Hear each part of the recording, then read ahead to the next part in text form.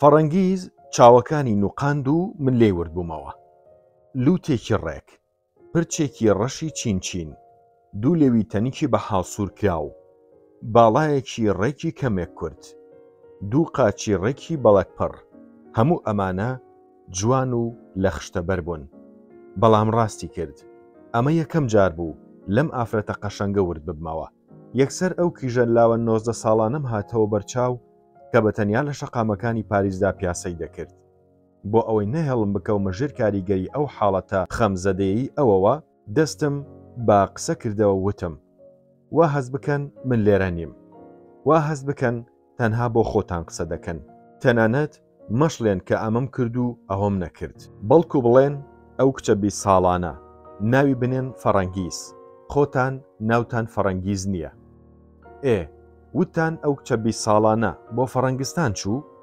وتی نا، من نامەوێت بەسەرهاتی ژیانی خۆمتان بۆ بگەڕمەوە، هیچ شتێکی نوێ لە ژیانی مندا نییە، من نەژیاوم، ژیانی من هەمان ژیانی ئەو کچانەیە کە سەر بەو چینەی منن، هاتوون و چوون بەبێ ئەوەی تامی بەختەوەری بچێژن و لەمانە ڕاستەقینەکەی بگەن، مردوون و نەماون. جگەلەوە هێشتا سەرگوزشتەی من تەواو نەبووە، من بەشێکم لە بەشەکانی کتێبێک، ژیانی من ئەوەندە بایەخی هەیە کە بە ژیانی ئەوە وابەستە بووە. ئەگەر ئەو نەبوایە من هیچ نەبووم.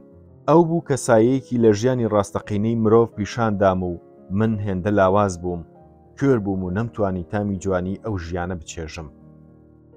من دەمەوێ باسی پەیوەندیەکانی خۆمتان بۆ بکەم لەگەڵ ئەودا، بهێڵن با تۆزێک بیر بکەمەوە.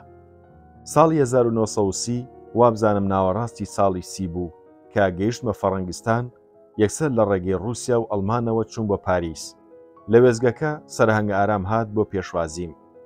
لە پاریس لە ئیکۆڵ دێس بیۆنز ئارتس خۆم ناونووس کرد و بیرم لەوە کردەوە بخوێنم و فێری نیگارکێشان بم. بۆ وەرگرتن لە EDBA دەبوایە لە پێشدا بە تاقیکردنەوەیەکدا تێپەڕیتایە. بەڵام لە فەڕەنسا بۆ بیانیەکان هەموو کارێک ئاسان دەکرێت. بیانیان دەتوانن هەموو شتێک بخوێنن، ئەگەر هەر هیچیان دەستگیر نەبێ دەتوانن بڕوانامەیەک وەربگرن.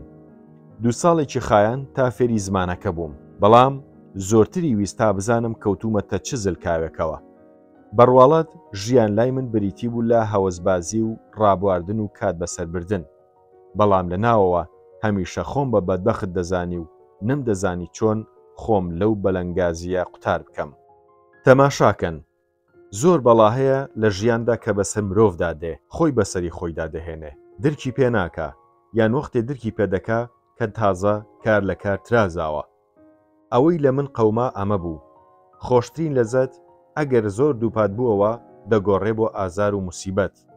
ئەو ڕابواردن و بەڕەڵاییەی من ناچاری بوو، نامەوێ پاکانە بۆ خۆم بکەم، هەر لە سەرهەنگ ئارامەوە کە لە من گەورەتر و سەرپەرشتیاری من بوو تا ئەو لاوە فەڕەنساییە بێزەوقەی کە نەدەچووە دڵمەوە هەر یەکە و بە جۆرێک دەیویست ببێتە مێردی کاتی یان هەمیشەییم. من گوناهم نەکردووە تا بمەوێ بەرامبەر هەر مرۆڤێکی بەویژدان پاکانە بۆ خۆم بکەم. نا، من بەبەستم پاکانەکردن نییە بۆ خۆم، مەبەستم لەم پێشەکیەم ئەوەیە تا بزانن کاتێک بۆ ئێران گەڕامەوە بە چ جۆرە هەست و سۆز و چ جۆرە بیرکردنەوەیەکەوە چوومە لای مامۆستاکەی ئێوە ماکان، هاوڕێ و کەس و تاقانە خۆشەویستەکەم. هەموو لەزەتێک کاتێک درێژەی خایاند دەبێتە ئازار و بەڵا. وەختێ باش بیری لێ دەکەمەوە ڕەگ و ڕیشەی ئەم بەدبەختیم لەو ناز و خۆشگوزەرانیەدا دەبینمەوە کە لە مناڵیمدا لە ساییدا نەشونمام کرد. جوانیەکەم ببوو بە بەڵای ڕۆحم، جوانیەکەم و هەروەها ژیانێکی بێچەرمەسەری. ئەم دوانە پێکەوە منیان بەم ڕۆژە ڕەشە گەیاند. ناوبانگ، شانازی، ڕێز، هەموو ئەمانە خۆشن، دڵخۆشکەرن، بەڵام هەر کەسێکی بە ناوبانگ بگری هەندێک جار حەز دەکا لە نێو خەڵکی داون بێ، حەز دەکا بچێتە نێو خەڵکیەوە و لە نێویاندا گڕ بخوا.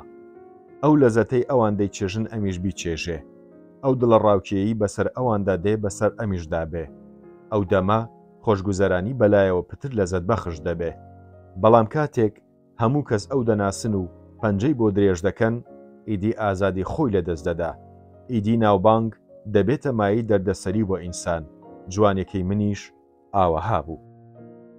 لە EDBA کاتێ پرۆفیسۆرە پیرەکە قسەی لەگەڵدا دەکردم لە بری ئەوەی تەماشای کارە ناشیرینەکەم بکە زیاتر لە چاوەکانم وردەبووەوە. ئەسڵەن ئەوەی لە بیر دەچووەوە کە دەبێوانەکەم پێ بڵێتەوە. هەر لە خۆڕایی بە شان و باڵی کارەکەمدا هەڵی دەدا. قوتابیەکان لەسەر من بووبوون بە دوژمنی خوێنخۆری یەکتر. هەر یەکەیان و ئەوەی بەڕووی ئەوی تردا دەدایەوە کە من ڕۆژێک لە ڕۆژان سەرپێیانە ڕوویەکەم داوەتێ. ئەو دەمە هونەری نیگارکێشان بەلای منەوە جێی هەموو خۆزگەکانی تری دەگرتەوە. خۆشەویستی مرد، شانازی، ڕێز، ئەمانە لە ئازگڕی حەز و تاسی هونەردا دووکەڵێکی چڕی کوێرکەر بوون. ڕۆژێکیان لە کارگی قوتابخانەکەدا ناگەهان ئەوە سەرنجی ڕاکێشام کە زۆربەی قوتابیەکان خەریکن سکێچی من دەکەن. بەو دواییەش کە لەگەڵ سەرهەنگ ئارامدا بۆ ئاهەنگی شەوانەی باڵۆزخانەکان و وەزارەتی دەرەوەی فەڕەنسا دەچووم، ڕۆژنامەگەرەکان بە وێنەگرتنی من پارەیان پەیدا دەکرد. فەریکە نووسەرێکی فەڕەنسایی یەک ڕۆمانی دەربارەی من نووسی. سەر تاسەری ڕۆمانەکەی باسی خۆشەویستی یەکێک بوو بەرامبەر کیژێکی هندی، لە شانۆ، لە سینەما، لە ئاهەنگە مۆسیقیەکاندا، لە سەیرانگە گشتیەکاندا، لە هاوینە هەوارەکاندا، لە کۆڕی وتار و وتار خوێندنەوەکاندا. بۆ هەر کوێیەک دەچووم هەموو چاوەکان لەسەر من بوون. منیش ئەمە بووبووە سەرچاوەی ئازار بۆم. هەمووش قسەیان بۆ دروست دەکردم. لە هەمووشیان خراپتر هاونیشتیمانیەکانی خۆم بوون. ئەوانە چونکە دەستم بە ڕوویانەوە نابوو لە هەموو شوێنێک لە پاشملە ئەوەی ناشایستە بوو دەیانوت. تەنانەت یەکێک لەوانە نامەیەکی بۆ باوکم نووسی و شتی وەهای تێدا ڕێخستە بوو کە عەقڵ نەیدەبڕی. باوکم منی زۆر خۆش دەویست. هەر لەبەر ئەمەش تەواو متمانەی بە من هەبوو. شتێکی ئاساییە کە ئەم نامانە هیچ کارێکیان لەسەر ڕەفتاری ئەو نەدەکرد لەگەڵ مندا.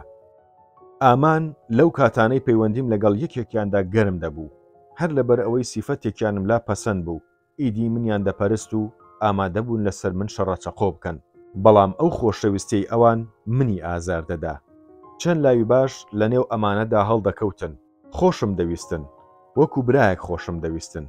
ئامادە بووم لە پێناویاندا هەموو جۆرە فیداکاریەک بکەم. کتێبیان دەدامێ، هەوڵیان دەدا بۆ ژیانێکی باش ڕێنماییم بکەن.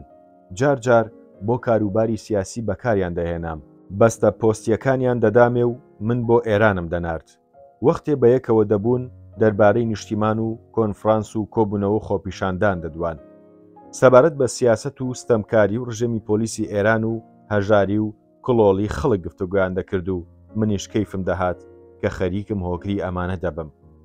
بەڵام هەموو ئەمانە یەکەیەکە داوای پەیوەندی خۆشەویستیان لێکردم و بەهایان لە بەرچاوم کەم دەبووەوە. دەبینن من لەگەڵ چ جۆرە بەدبەختیەکدا دەستە و ئێخە بووم؟